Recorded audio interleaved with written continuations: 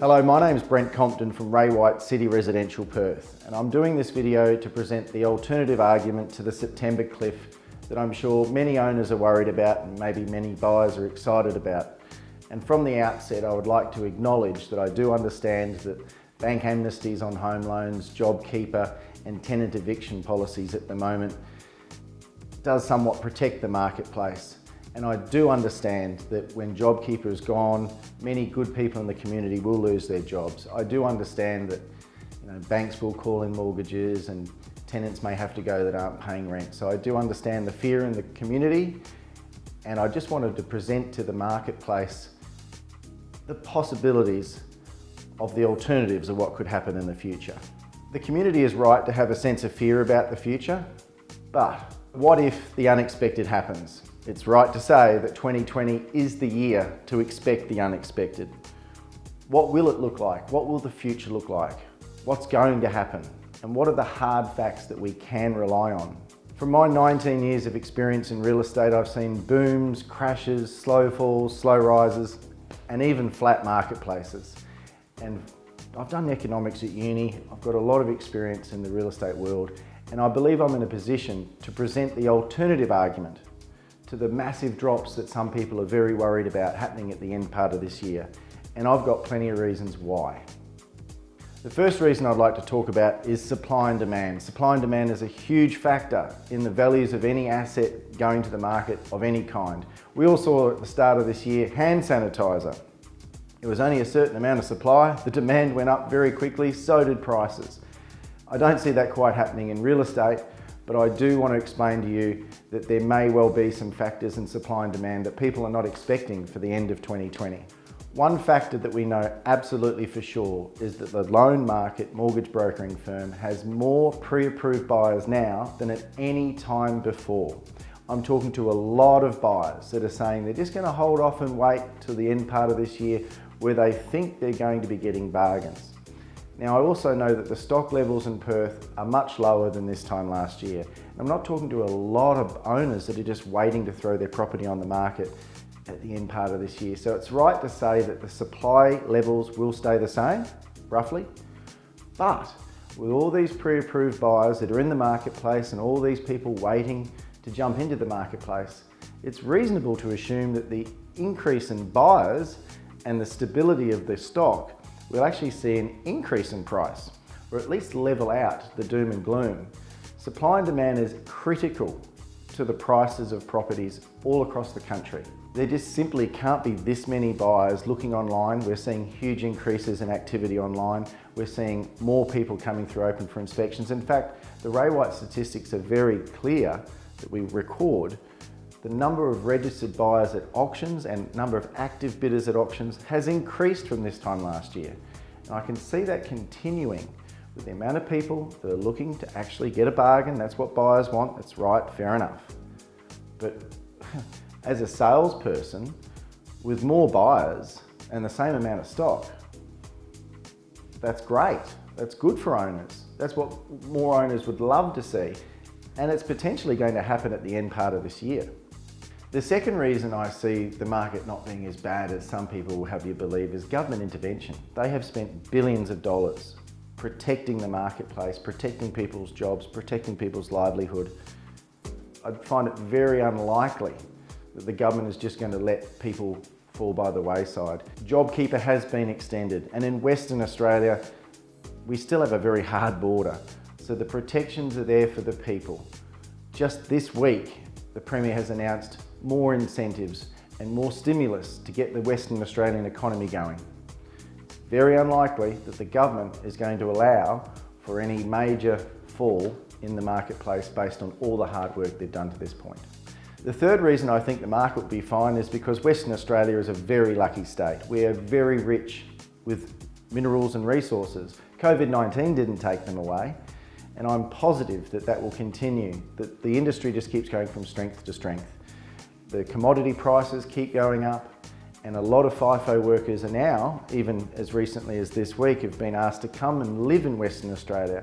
The last boom that Western Australia had was on the back of the mining industry. The mining industry is still going fantastically well.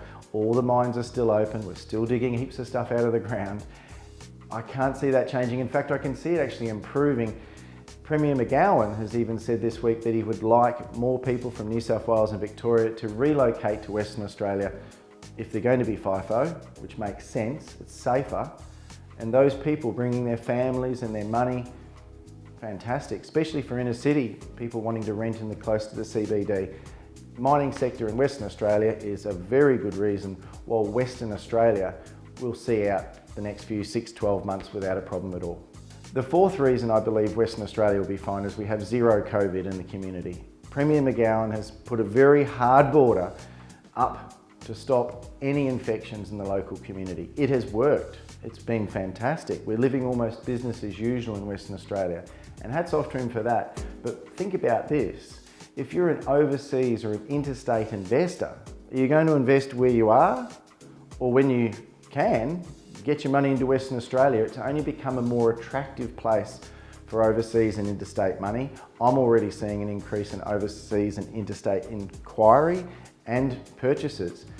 Western Australia is a safe, very lovely place to be. We're very lucky, don't tell everybody about it, but we don't want the secret to get out too much. But in all seriousness, if you are a buyer looking to invest anywhere in the world right now, Western Australia would have to be one of the most attractive places to put your money.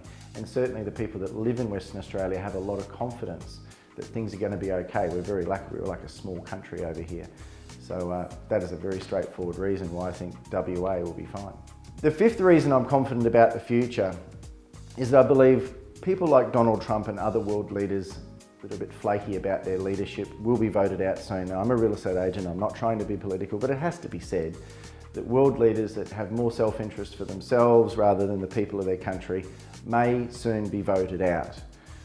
People of other countries will want people in their positions of power with more compassion and integrity.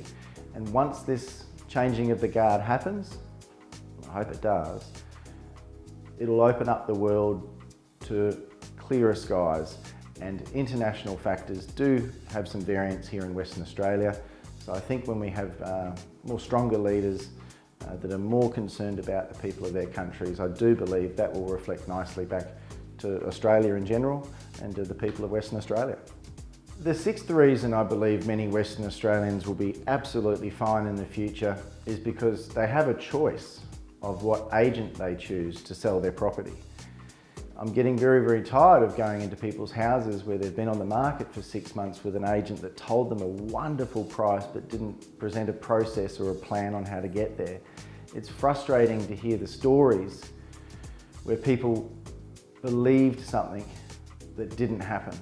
Now, more than ever before, it's super important that owners choose an honest, hard-working agent that has the experience and runs on the board to get the job done. The cheapest agent is often the most expensive agent. If an agent can't even negotiate their commission, how on earth are they going to negotiate the sale price of a property?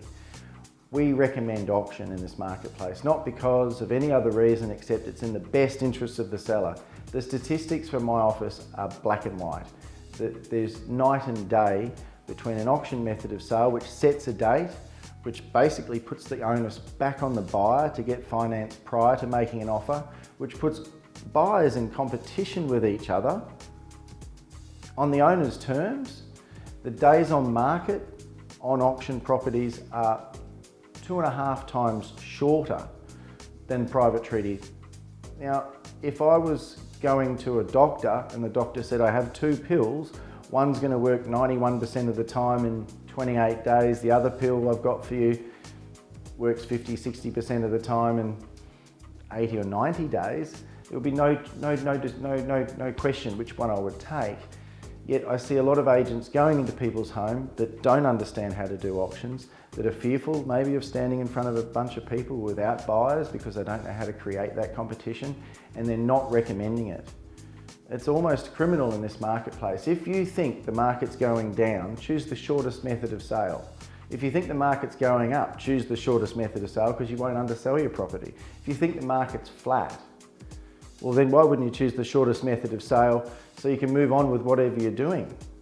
The other thing I'm really concerned about is a lot of agents don't recommend good marketing. Marketing increases the number of buyers that can see the property And it's logical. If more buyers see the property, of course, there's more buyers at a chance of paying a better premium price for the property. Couple that with an auction campaign, you actually have a day of reckoning where you might have a sale before auction, it'll be cash unconditional, sale on the day, which is cash unconditional, or a sale shortly after. The private treaty method is flawed because there is no end date, and it puts all of the onus back, gives all of the power rather back to the buyer. They can make any type of offer they like. The owner loses their strength. People have asked me, on the sad day, there was a 30 or 40% clearance rate of auctions. What do you say about that? Are you a bit worried about auctions? I say no. Do you know what the clearance rate on sad day was for private treaty? No one does, because they don't measure private treaty on the same way. On any given Saturday, private treaty sales in Western Australia are about 0.05%. Now that just doesn't even make any sense to me. If you have a method of sale that can get you a far better result with the potential of getting more than you want in a shorter period of time, and the other method of sale based on the same measuring stick virtually doesn't work, and agents aren't recommending that, or at least talking about it with their owners, I'm at a loss, and I see a lot of mistakes being made in this area. It can come down to education.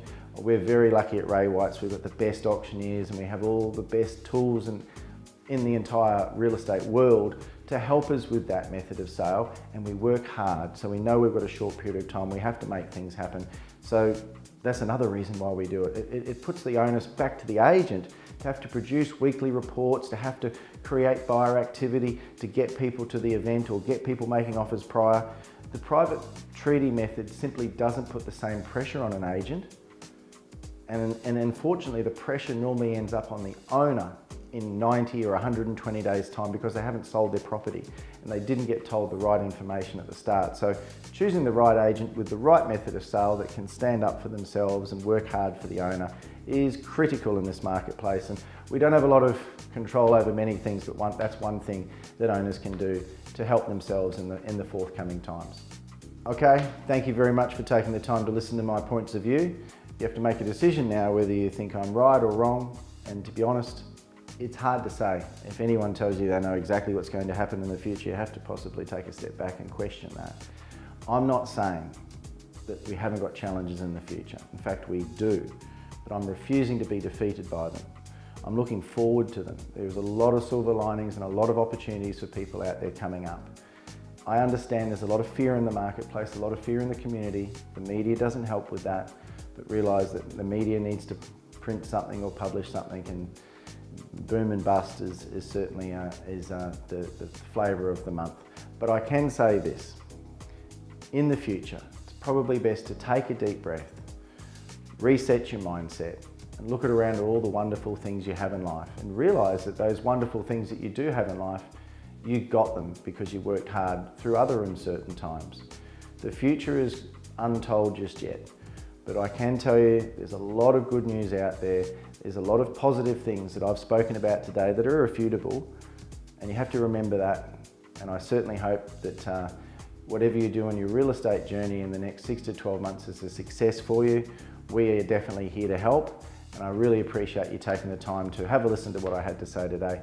Good luck to you and your family.